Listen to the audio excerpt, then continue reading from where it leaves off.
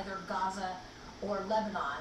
As Shadow of Ezra notes, Benjamin Netanyahu is now holding the world hostage and openly admits he will not comply with any peace deal.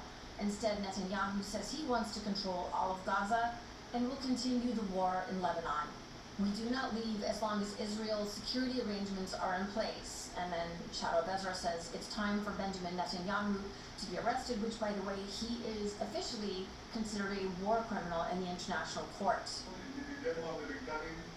שלחמו לצידנו כתף אל כתף, ואנחנו מעריכים זאת מאוד.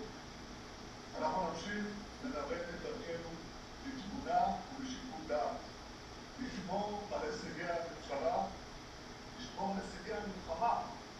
אלה הישגים של עם ישראל כולו. כשם שהחזרנו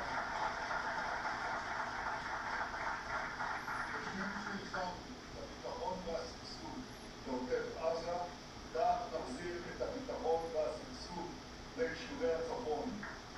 זה מחייב שמירה על רצועת הביטחון בדרום לבנון.